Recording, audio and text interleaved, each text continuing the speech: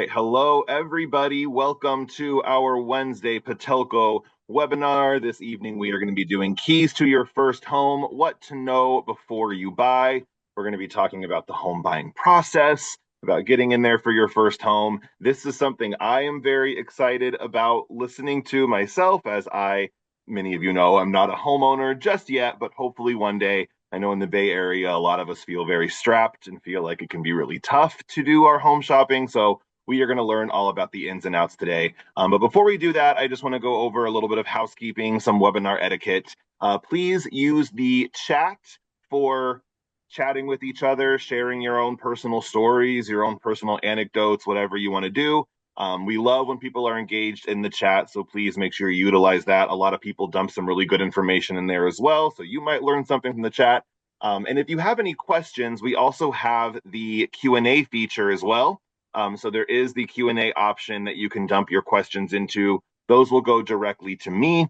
And then at the end of this presentation, we are going to designate about 10 or 15 minutes to do some live Q&A. So the Q&A at the bottom, please make sure you type your questions in the Q&A and we can answer those live on air.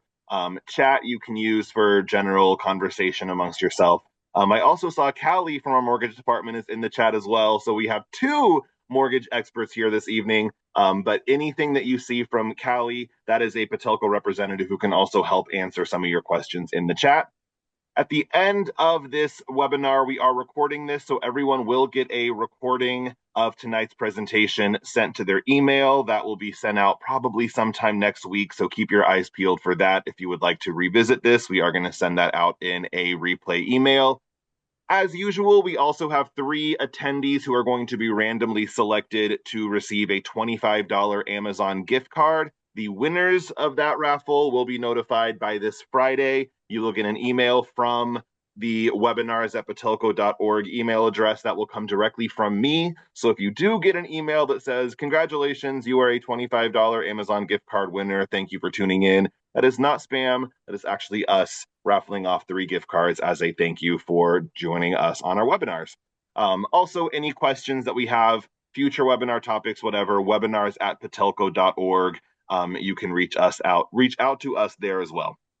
So, without further ado, I'm going to introduce our webinar. We have keys to your first home, what to know before you buy. So this webinar this evening is geared predominantly towards those of us who are thinking about potentially buying their first home, but are admittedly perhaps a bit overwhelmed by the process. I can say myself I'm firmly in that boat.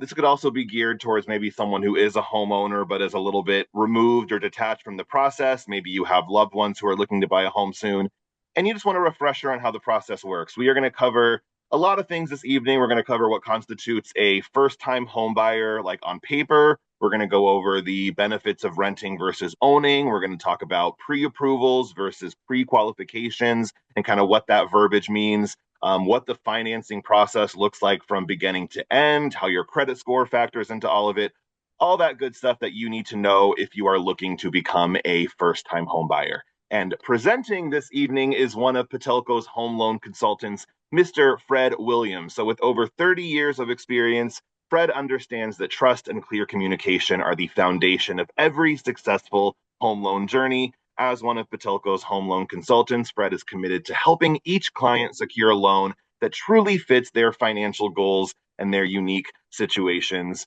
Without further ado, Mr. Fred Williams, the floor is yours. Please take it away. Andrew, thank you so much. For everyone on the webinar, really happy to be in a position to share some of this information. It's something that everyone can do, but it's information that most of us don't have initially. So hopefully you're going to find this very helpful. Okay. So he really covered what I do. The truth is, I've been in the business longer than 35 years, but I didn't want to put a number that was bigger.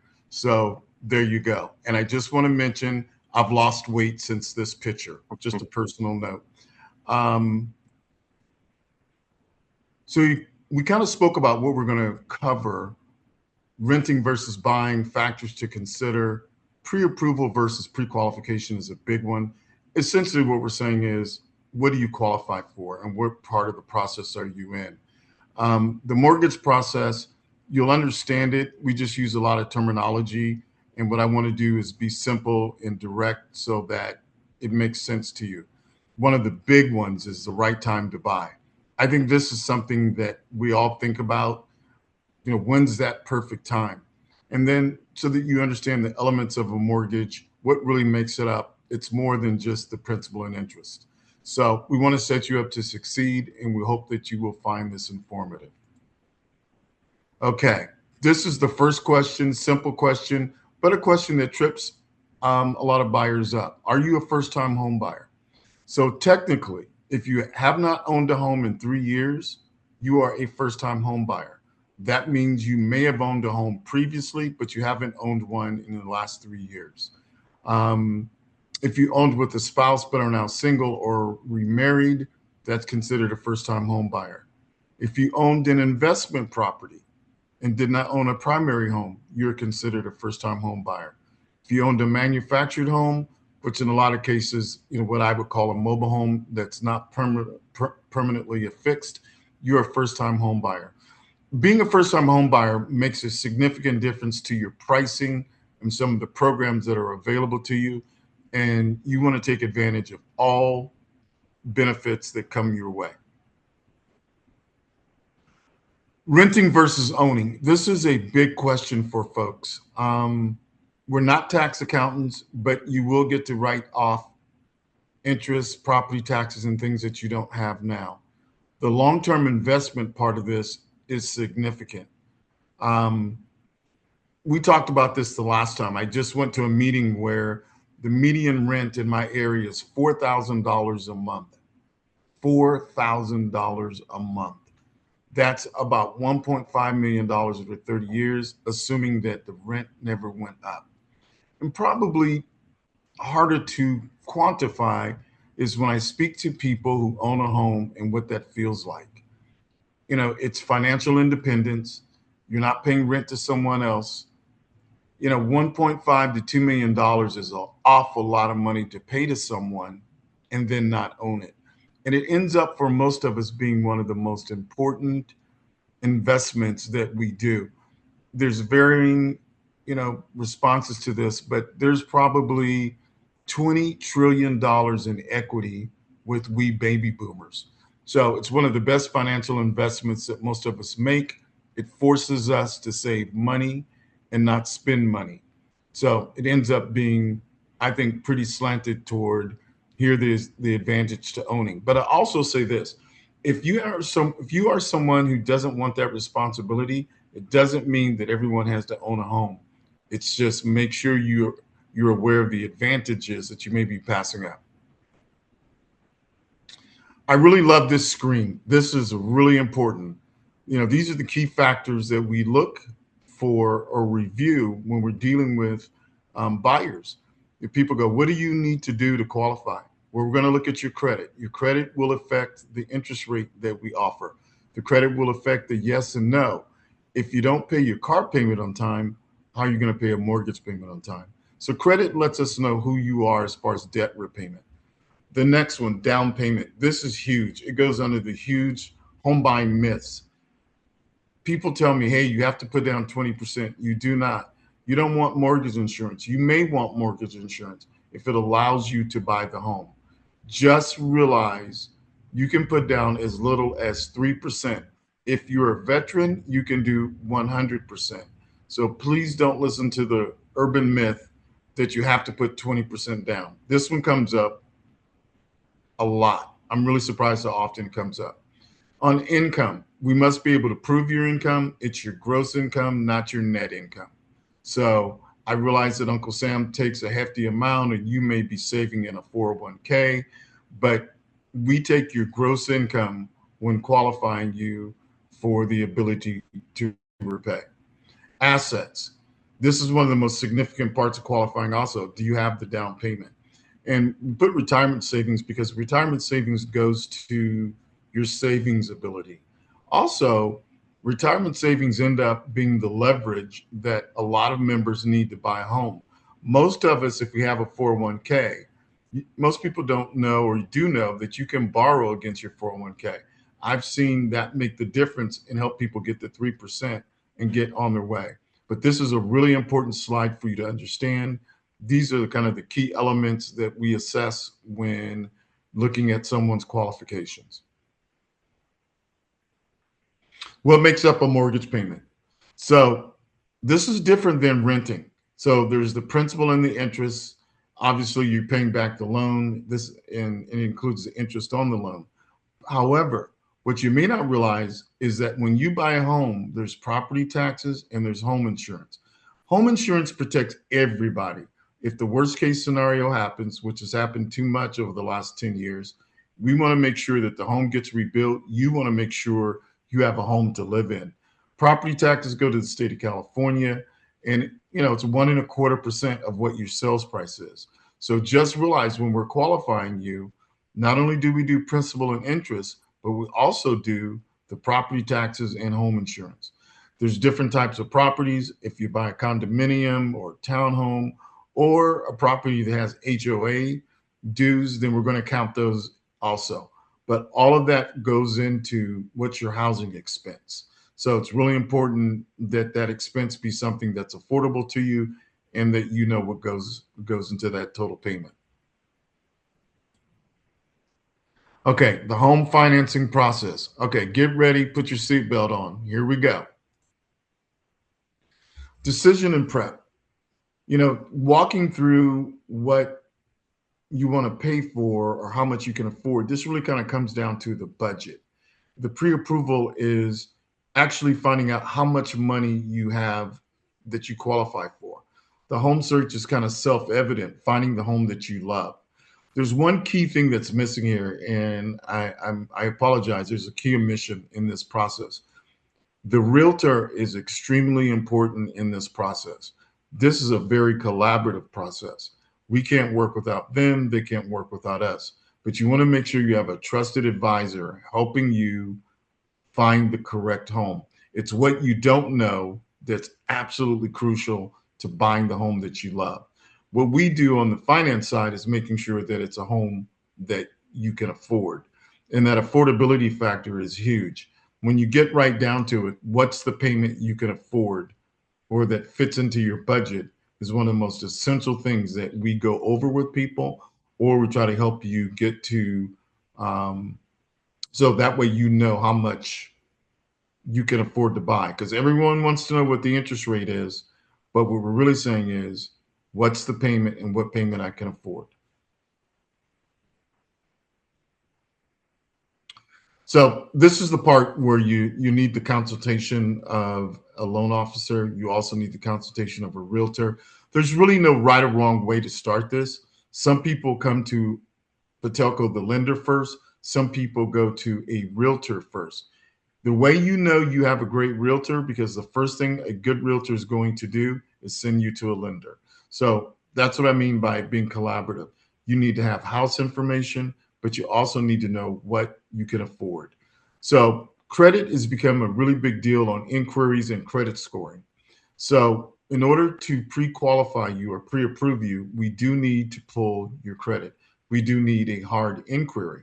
A lot of lenders are doing soft pulls and or what I call a soft qualification, where we talk with each other. We go through your debt, we go through your income, we go through all the assets you have, and I tell you what you qualify for. But it's really not a stable approval if we haven't pulled your credit. Unfortunately, sometimes things pop up that you didn't know of or that you didn't think were important. So the credit report is a really hard deal for people, and I appreciate people being protective of their credit score. But to buy a home, we need to do a hard pull on your credit. And it's not a lifetime sentence. It's always a temporary where you are. And to really advise you, we need to know what your credit limits are, how you've paid, and it makes a dramatic difference. Some things that people don't think is your rental agreement, making sure that you can leave, making sure, what you're breaking. And oftentimes, depending on how you interact with your landlord, most landlords that I've worked with are pretty good if they know you're buying a home. but you'll want to think through that on the lease that you're on. Sometimes if you're on a 1 year, 2 year lease, you may have additional time. But I found with most landlords, if they can rent the property, typically they're going to be pretty amenable to not charging you for that 1 year or 2 year period of time. So anyway, just something to consider. Okay, this is a huge slide. I love it. What impacts your credit score? We talk about it all the time. Obviously, paying on time is a huge deal. Number one thing you need to do is pay your bills on time. Another significant part that I don't think people realize how important this is. It's the amount owed. If you have a $10,000 credit card, but you have $9,000 balance, that really hurts your credit. Even though you're paying on time, it's a balance to limit. So one of the little secrets about credit is you want to have your balance typically be no more than 30% of your limit. And it's better to have 4 cards at 30% of the limit than 2 cards that are at limit. And it'll negatively affect your score. Paying on time, the balance to the limit, and the length of the credit are huge, huge deals. So pay on time. Whatever you need to do, pay on time. But remember, sometimes things happen, there's errors. But what happens with people is over time, credit can be better. But if you want to accelerate that, this is how you do it. One of the things we do at Patelco is we help a lot of people get started with credit cards. If they don't have a credit card, we can do a secure card.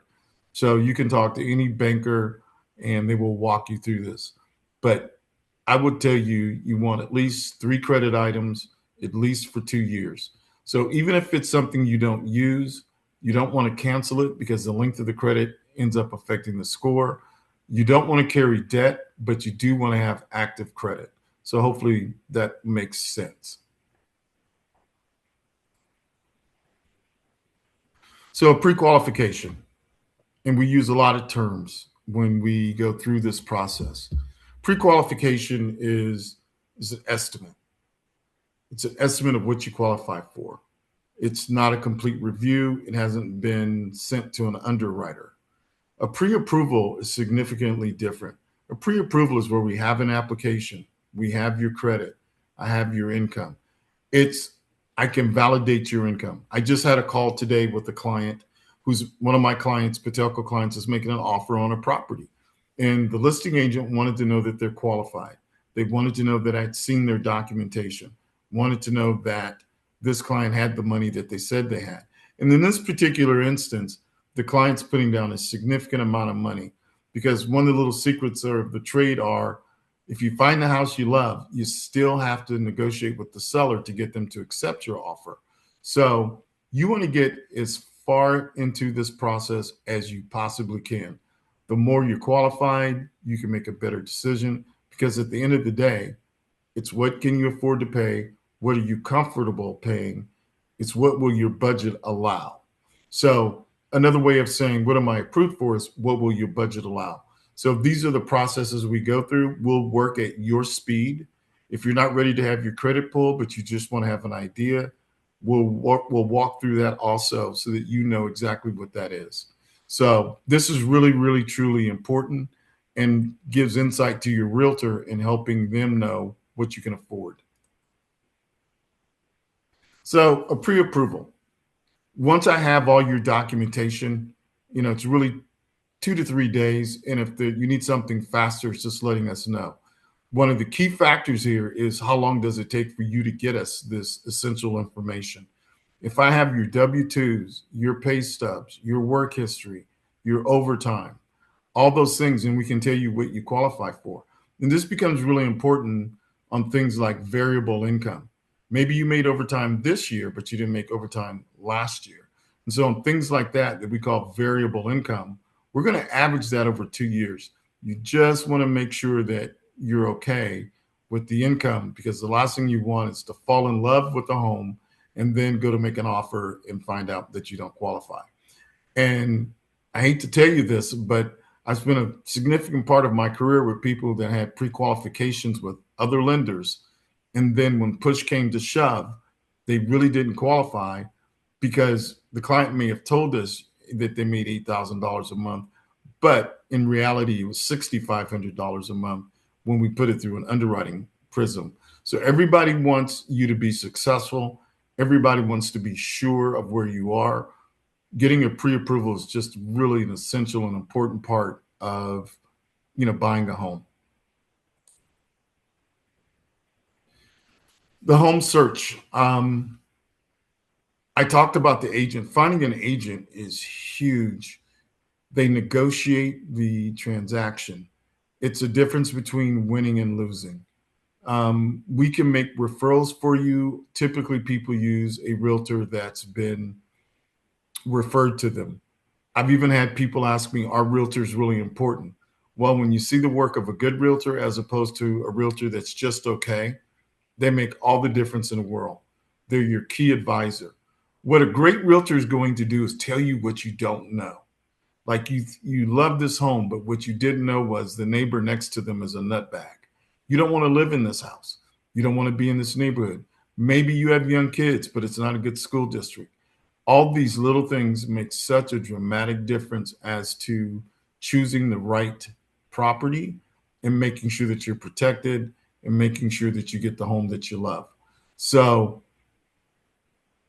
I can't tell you how important it is and how difficult it is for you and for me when I'm working with a realtor that is incompetent or doesn't do a good job in assisting you find a home. So just remember, your realtor choice is really significant. You don't need a realtor to find the home. You need a realtor to negotiate the home. Everything's online, but it's the things that you can't obviously see and obviously you need to check to make sure it's the home you love. So this is a huge point of how quickly can you close. It's one of the most asked questions that we receive as loan officers. We can close loans typically today, they're closing in 20 to 21 days. That's pretty standard in today's environment. But I'm going to tell you the key part of that allows us to do that is being prepared and having a complete file. I had a transaction that was a 21-day close, but the member unfortunately didn't get me the documents I needed for 7 days. To say the least, it made it difficult to close on time. It's about being prepared. It's about getting the documents because you want to close on time. We have no problem waiting on you. I don't want you waiting on me. So having a file, getting it formally underwritten. And what that means is the file went to a decision maker. This isn't a pre-approval or a pre-qualification or, hey, I think your loan looks great. This is, we're going to lend you money. We are going to close your loan on time. And one of the things that we do that I like to think that not everyone does is a full loan approval.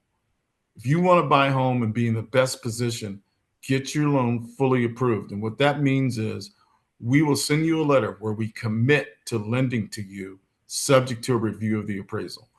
It's almost as if you have cash. We know you're qualified. We've committed to it. And most importantly, you've communicated that to the seller. You've communicated that to the seller, and it makes your offer stronger. It makes the likelihood that you're going to win the transaction much higher, much higher. Just had a conversation today with a realtor, really experienced, and they wanted information about how qualified the client is. It's really crucial to winning the day. Okay, are you ready? This one is an interesting one. What's the right time to buy? You've got to feel good about it. You've got to go through and assess where you are. How's your job?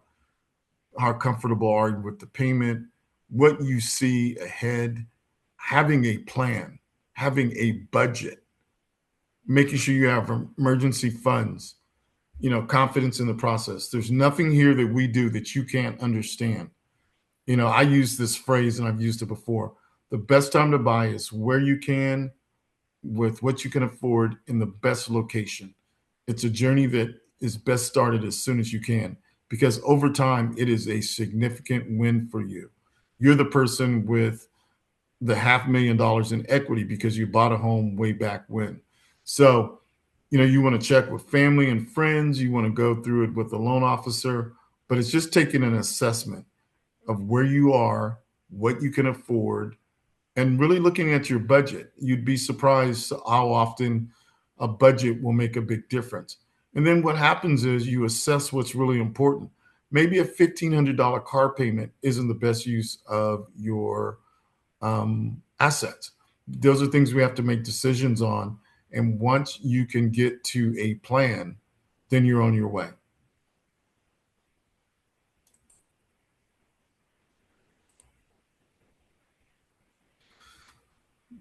These are the things you want to avoid. The hardest thing to perhaps communicate to people is just making sure you're ready, not taking on new debt, knowing what payment you can afford. If you make changes in the middle of a transaction, those are the hardest things for us to adjust to. You don't want to go out and buy the new Dodge truck in the middle of your transaction. And unfortunately, I've seen that happen because even though you qualify now, if you make a change that you don't qualify for, or with the payment that you don't qualify for, we wouldn't be able to complete the loan. So this is where the planning and the budget comes in, and we will be more than happy to walk through that with you. Our platform bankers do this sort of thing all the time. We want to make your life as affordable as possible, and you want to structure it where it works for you. Because once you know it works for you, then you know what payment you can afford.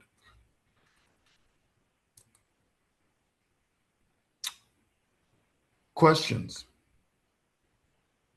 I think I finished a little early. Andrew?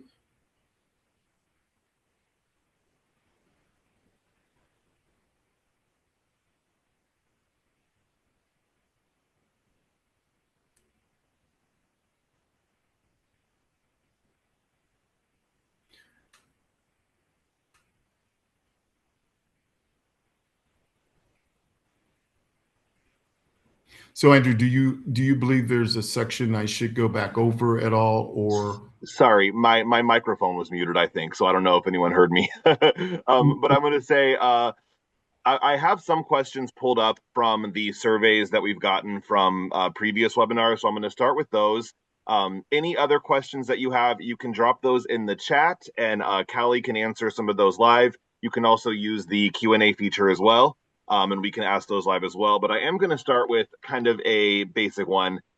What credit building steps or like credit behaviors are out there that members can take ahead of applying to put them in the best spot? I know that you mentioned like obviously not applying for a truck when you're in the middle of a mortgage financing process, but is there anything people can do to kind of get their credit in a position that a lot of lenders find attractive when they're looking for a prospective home buying?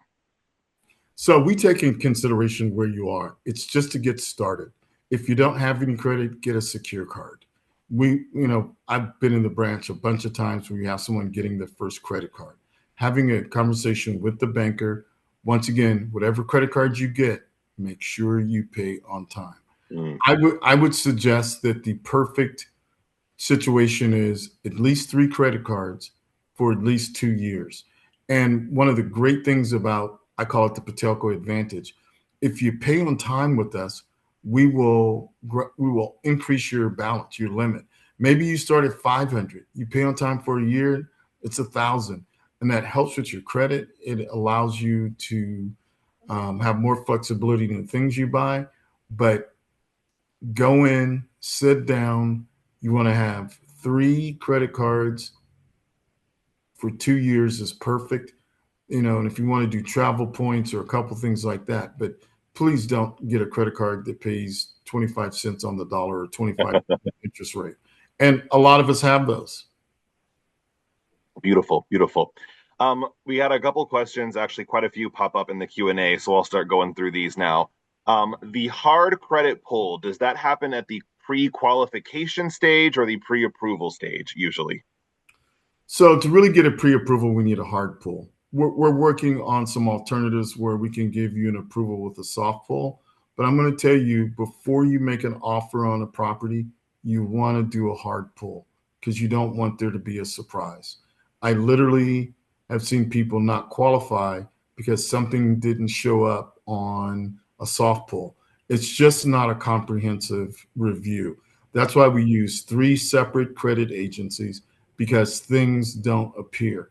And I just had a transaction recently where the client had a bankruptcy. And, bankruptcy is a make or break kind of credit item. So for people who are concerned about their credit, it's just not the issue that most folks think about it as.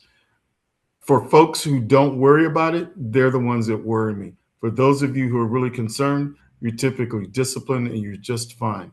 And at some point, we got to do it to let you know that you qualify. So, Great. Good to know. We are getting quite a few questions popping in here, so I just want to let everybody know who's here.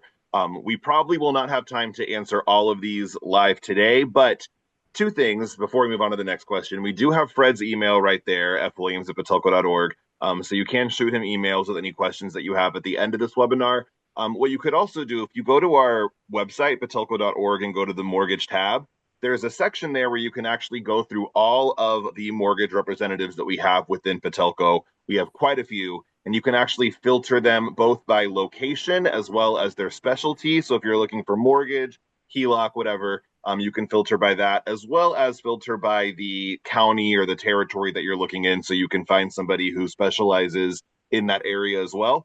So love all the questions and all the enthusiasm, but if we don't have time to get to yours today, you can shoot Fred an email, or like I said, go to our mortgage representatives page and find one of our specialists who specifically specializes in what your question is, and their emails are there. You can reach out to them as well. All right, next question.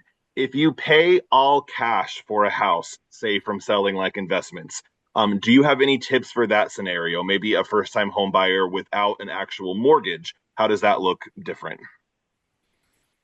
this makes me ask more questions. First of all, that's incredible that you can buy a house as a first-time home buyer all cash.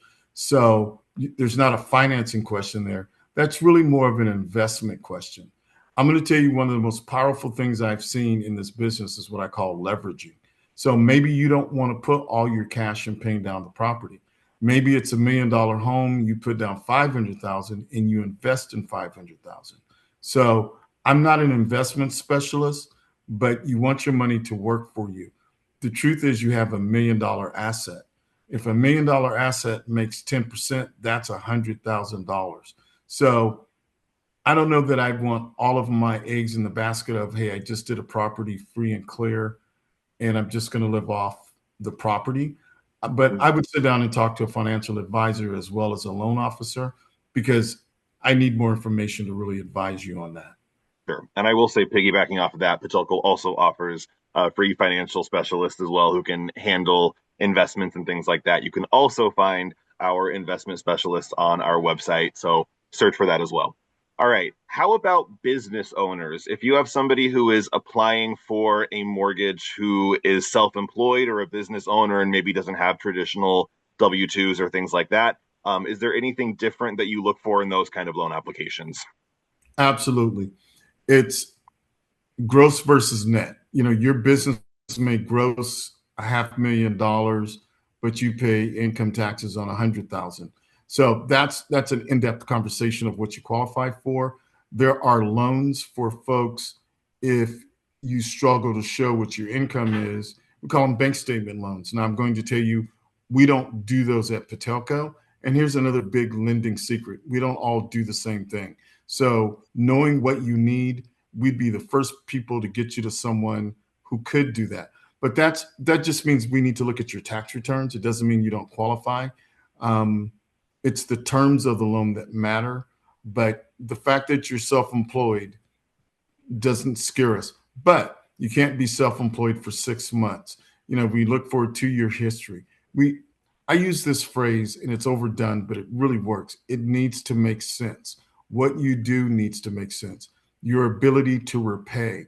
We just want to know that we're putting you in a position where you can pay the mortgage back. But if you're self-employed, it takes a different sort of analysis. and there's other options for us, for you as that buyer, depending on those specifics. Okay, good to know. Um, I saw two questions in here that are kind of asking similar things, so I'll try to kind of combine them into one. Someone mentioned there seems like there's a number of players in the actual process of securing a home, from the realtor to the agent, all those kinds of things.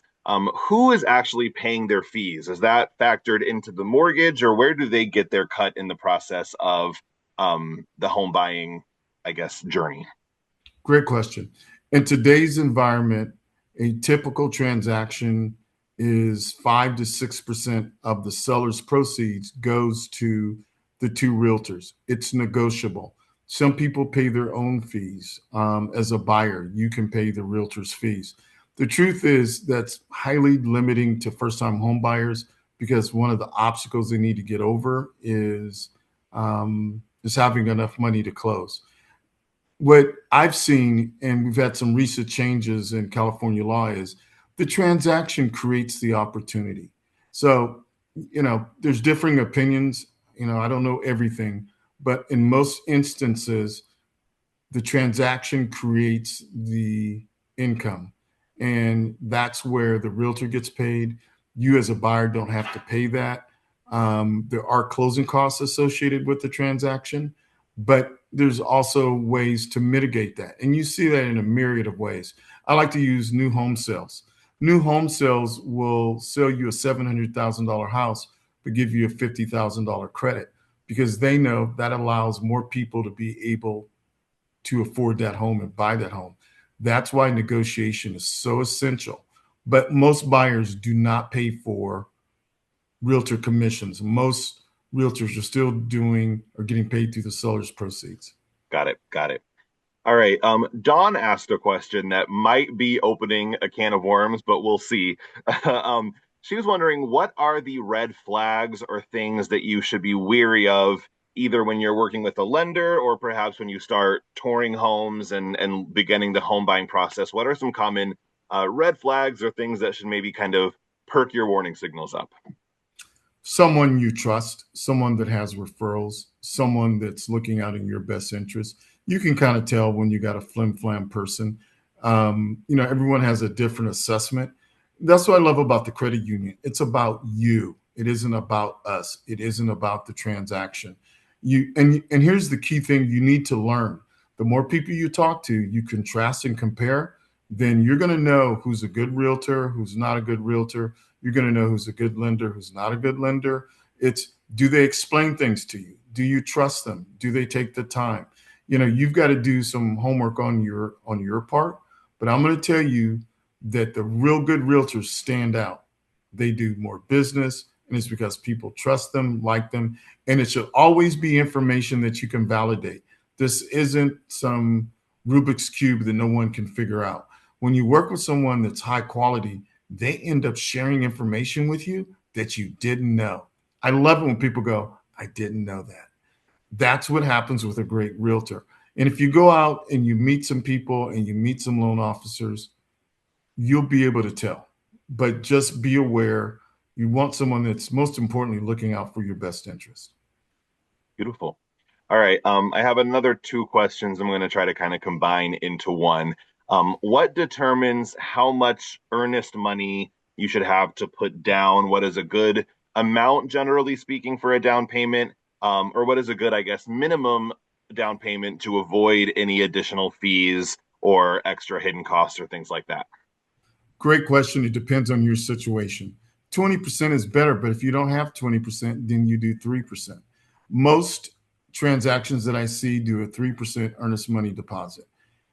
If you're putting down, I have a client that's putting down 60%. Sometimes people put a bigger deposit down to get the attention of the seller. It is literally a negotiation. There isn't a set protocol for everyone. Every transaction is different. Think about this.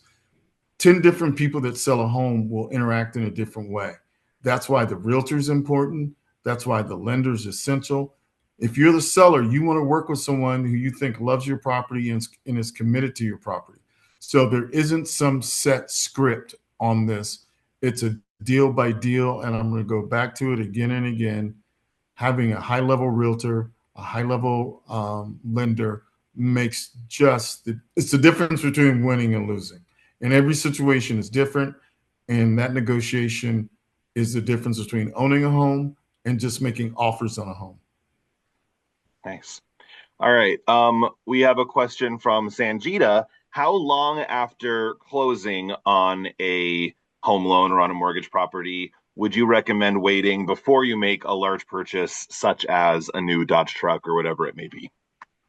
So once the loan's closed, you're good. I literally just recorded on a loan today. It funded yesterday. You can go down to Nordstrom's and buy everything you want. We're good.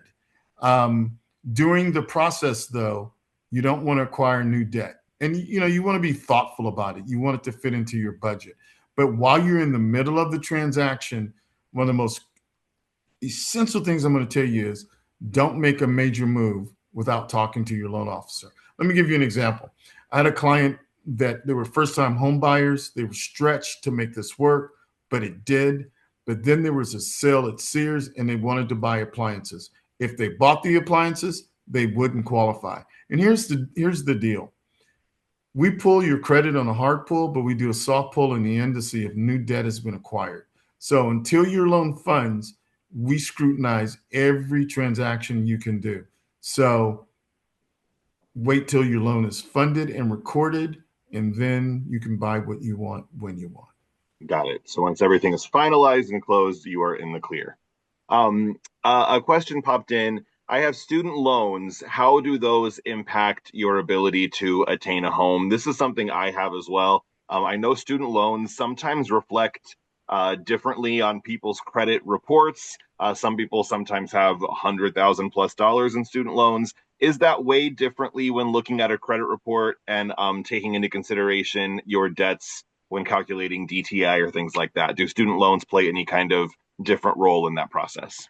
The story needs to make sense. So if you have student loans and let's say you're not in repayment, we will take 1% of the total loan amount and use that as a minimum. We estimate that over the next 30 years, you're going to have to start at some point making payments on your student loans. Also, realize this goes to your story. Hey, if you became an RN and you have built student loans, you acquired this debt so that you can make more money and get to the profession you wanted. I've had clients who went to law school and they had a lot of debt. It depends on your story. It needs to make sense. We use this term ability to repay. If that $80,000 in debt puts you in a job where you now make the money that allows you to buy the home, that kind of makes sense to me. The ultimate one is the doctor who isn't wealthy, whose parents didn't pay for it. You understand why they have $300,000 in debt, but you also understand that going forward, their income trajectory is high, excellent.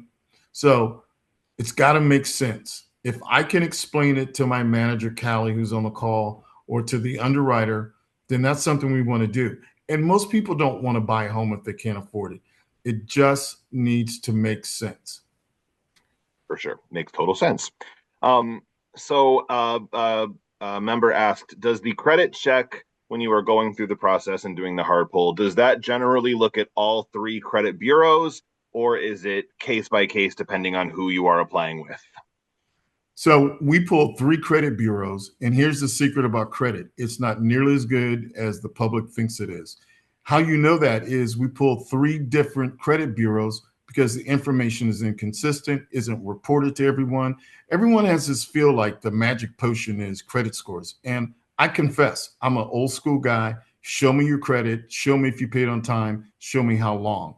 So yes, it's three different credit bureaus. You'd be amazed at what shows up on one bureau and doesn't show up on the other bureau. That's part of the reason that we do it. The other thing is there's different algorithms and models that they use. That's why we take the middle score. That's why we just don't use one score. We emphasize credit scores way too much. This is my personal opinion. If you show me someone that pays their debts on time, that's someone you want to lend money to. But there is a game to this. Keep it under 30%. Make sure that you have at least three credit items over 2 years. It it's a little bit of a game that I don't like. But anyway, hopefully that addresses the question. Yeah, for sure. This is something, and if you can't answer this question, we will move on, or maybe you can point them in the right direction. But somebody asked a question: if you borrow from 403B to purchase a primary residence, are there tax penalties or any other kind of penalties that go along with that? And if you could also explain maybe what a 403B is, that would be helpful as well. Okay, so I'm not a tax consultant, and there's different retirement names, but the 401k or retirement bent is this. A, you need to talk to someone who does taxes. However, most of us, and this is typical in a 401k or depends on who you work with, if it's a nonprofit, most of us can borrow up to $50,000 out of our 401k and get a loan, and we don't count that as a payment. If you pull the money out of your retirement, then you really need to talk with your tax consultant as to whether or not that creates a tax consequence. It's one of the big tools and advantages that people use. It's when people go, how did they make the payment? Well, if you did 3% down and you could borrow $50,000 against your 401k, and we don't count it in debt because you're repaying your own money. But I'm gonna ask you to go back to your retirement savings provider, because people do have different rules along with the plans. But that is absolutely one of the ways that people get started initially, is borrowing against or taking a distribution out of the retirement savings. Beautiful, good to know. All right. Someone just popped this question in, and I do want to ask it just to kind of piggyback off a question earlier. They were asking specifically what the term earnest money meant, and if it's the same thing as just what a general down payment is, or if there's anything difference between a down payment and a down payment with like quote unquote earnest money. Okay. All the money goes to the transaction, but an earnest money deposit is you putting a hold on the property. It's really a statement of how interested I am in purchasing the property. The seller knows that it's going to take you a while to complete the loan, do an appraisal. But earnest money deposit is, we earnestly want to buy your property.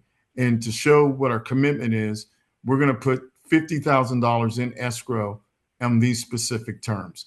It's a negotiation piece. Sometimes people put more in, sometimes people put less in. To try to be funny, it's putting your mouth where your money is. It's putting your money where your mouth is. So it just becomes standard at minimum to do 3%.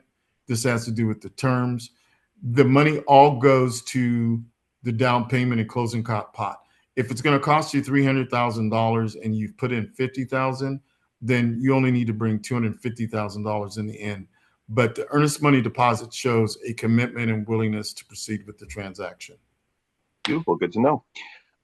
Somebody had asked, so I'm hoping to buy a home and move states in doing so. This will also involve switching jobs. Is there a recommended length of time that you should be at a new job before buying a home? And I kind of want to piggyback off that as well. I know you mentioned that there's a length of time you should have credit established, or a certain minimum amount of credit lines you should have. Is there a length of time that you should be at a job, or perhaps like a length of time that lenders like to see that you've lived at your previous residence? What are kind of the parameters for what your status should be like employment-wise, residential-wise, and like credit-wise before you move into the home buying process? Awesome question. Tell me your story.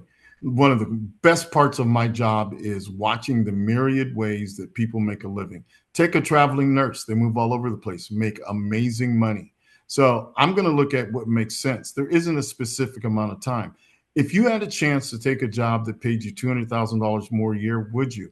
So once again, I know this is really broad, but it just needs to make sense.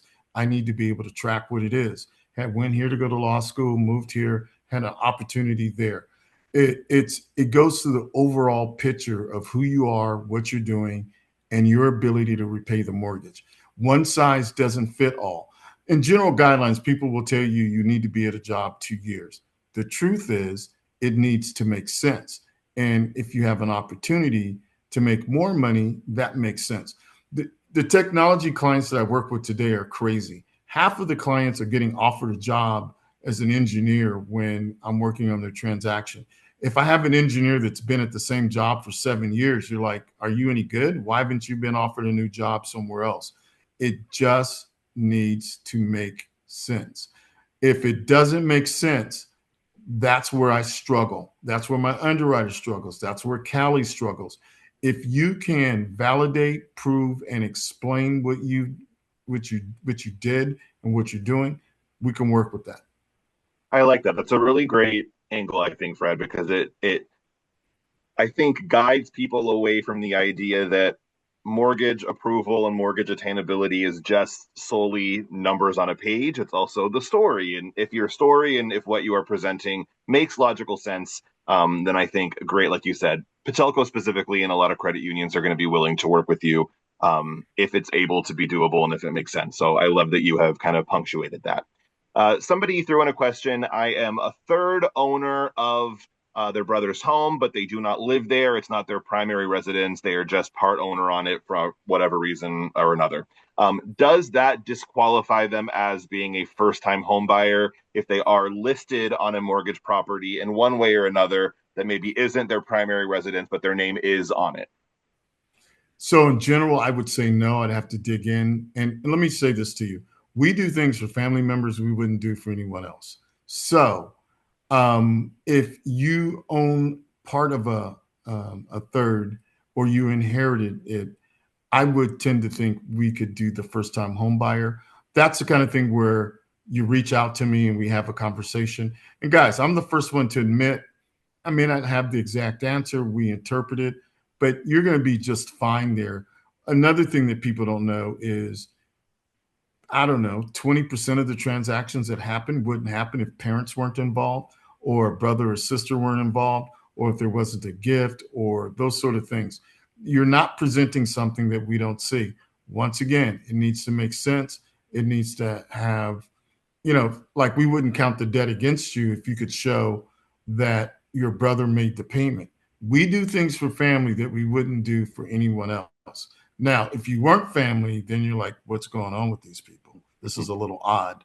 But if it is family, I don't, you're going to have to really come up with something extreme for it to be something I haven't seen before. People, I don't know if this is okay. It is okay.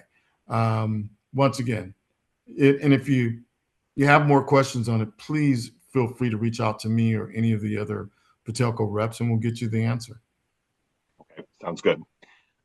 We had a question here. Why is a larger down payment a negotiation tool for talking to the seller? How can a larger down payment be used as a negotiation tool? So let me give you the example. I have a client right now, and this client is making an $800,000 down payment. It shows wherewithal. It's impressive. Most people don't have $800,000 to put down on a transaction. And what a listing and what a seller's looking for is commitment. How committed to this transaction are the people? Can these people perform? That's why they want the approval letter. I mean, if you're selling a home, the people that are buying your home, you know what your number one concern is? Did they give me the price I wanted, and can they perform? So that's why in a lot of offers, realtors will get a copy of your bank statements to show to the seller you have the wherewithal. It's commitment. Can you come through? It just more down payment means more likelihood than the transaction's going to close. Good to know.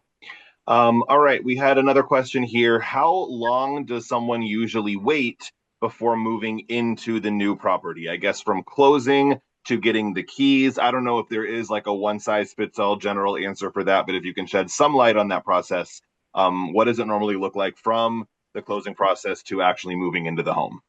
You answered it. It's every time is different. Listen, I have stories for days. One couple sold the property to a home because they got to stay in the house for 2 months because the wife was pregnant and she wanted to nest and have the baby there. They won the deal because the buyers let them stay in the home. Typically, people move in within 30 days because I don't know if you know this, moving is a pain in the butt. So for everybody's situation, that's a little different. But that's one of the key parts of negotiation. When do you have to be out? When do you have to move in? There is no one size fits all. It's one of the key things that allows people to win an offer. You wouldn't think of this as, but let me give you a secret. The seller can't wants you to close in 20 days, but it's going to live in the house for 30 days. If you let the seller stay in the house rent free, that's probably going to win the deal for you. It's part of the negotiation. It didn't cost them money. Every deal is different. You got to be flexible, frosty, and just willing to adjust. And if it's a home you love and you have a good realtor, you adjust to the seller, so Yeah. that it's amenable for all parties. Great. Good to know. All right. One last question I will hit you with here. What determines the 90 or 120 day pre-approval? I know there's sometimes 90, sometimes 120. And how can someone go about obtaining a 120-day pre-approval? Okay. I wish my manager wasn't on the phone call here. The truth is, after 60 days, we're going to rerun your credit just to make sure you've not acquired new debt. There's no such thing as a 120-day. We're going to double check. I want to know more information and understand, even if you have an approval, if you make some major change, lose your job, acquire new debt, we won't do the deal. There's an agreement between you and us that based upon these facts and them remaining the same, you're okay. Most of the time, I don't re-pull people's credit. I make sure people understand what the rules are. And if you go buy the Dodge Ram truck, then you're not going to qualify. Any circumstance, whether you got a 6-month approval, a 30-day approval, it's really not that far-fetched. But that would be something I would say, reach out to me and let me know what your situation is, because things change in 4 months. Sure. Case by case situation. I totally understand. All right. Well, I got through, I think, all the questions that popped up in the Q&A. I know we might have had some unanswered questions in the chat, but Callie was really, really doing a lot of heavy lifting in that chat. I saw her responding to a lot of things that came through. So hopefully we got most of your questions answered. If there were any unanswered questions, please reach out to Fred F. Williams at patelco.org. Or like I said, if you go to our website, just www.patelco.org and go to the mortgage tab, from there you can find all of our mortgage reps. And like I said, it's super user friendly. There's 2 drop down menus at the top, so you can click through what their specialty is as well as what their region is, and you can find the email address of a mortgage rep that's in your area. I have a couple slides I want to cover here just about our upcoming webinar. So Fred, would you mind moving on to the next slide? If you're able to do so. Beautiful. So our upcoming webinar is going to be the second Wednesday of August. It is Bouncing Back, Recovering from a Financial Setback. That will be presented by yours truly, Mr. Andrew Farrell, Patelco's Financial Wellbeing Educator. This is just going to be about kind of the setbacks that can happen to any of us. A lot of households experience some sort of significant unexpected expense at any given year. So we're going to go over why these setbacks can sometimes feel very daunting and very jarring, how they can feel really overwhelming, how to maybe approach the setbacks with a bit more of a calm and mindful approach, and what steps that you can take to help you bounce back and build resilience for the future. So it's going to be some good stuff. You should be getting an email in the coming weeks to register for that. But if you really want to be proactive and jump the gun, go ahead and scan that QR code right there to register. And like I said, that is the second Wednesday in August. So August 12th, 2026 at 5:30 p.m. Fred, if you can move on to the next slide again really quickly. And again, one more time, Fred. We got our webinar to pop up here. There you go. Webinars at patelco.org. That is our webinars email address. So if you have suggestions for future webinars or anything like that, please feel free to email us there. If you need additional help, anything else you want us to point you in the right direction to, webinars at patelco.org is for us in the webinar field. And then fwilliams at patelco.org is Fred's email address. Fred, if you can hit one more time, and then I think one more time after that. The next one, those are our socials for those of you who are unfamiliar. One last one, Fred, to wrap us up. Thank you all so much for attending. Again, that is my email address and Fred's email address. Please feel free to reach out to both of us. Fred, thank you so much for your time this evening. Callie, thank you so much for helping out in the chat. There is no way I would have been able to field all those questions myself. So I greatly appreciated having 2 mortgage reps here to help with the questions. I'm sure all of you appreciated that as well. I'm about to wrap up this webinar, but when I do, we are going to have a pop-up that'll show up that's going to be a quick survey about this. If you would not mind just taking a minute or two to fill that out. It is how we get a lot of ideas from our future webinar. It's also how we get a lot of points of improvement. We love hearing the feedback, good, bad, or indifferent, and we love hearing your suggestions for things that you are hoping to hear in the future. So please, would mean the world if you could just take a minute or two to fill that survey out. I think it's only like 3 or 5 questions. But that is all we have for you all this evening. Callie, thank you so much. Fred, thank you so much. We are seeing a lot of people in the chat saying how grateful they are and how much they learned. So you did a fantastic job. I learned a lot as well. And thank you all so much for spending your Wednesday evening with us. On that note, Fred, have a good one. Callie, have a good one. Everyone here, have a good evening, and we will see you on August 12th. Take care. Hey, you guys, hope you liked that video. Thank you for watching. For more financial wellness information, go ahead and click here to subscribe and here to watch the next video. Thank you.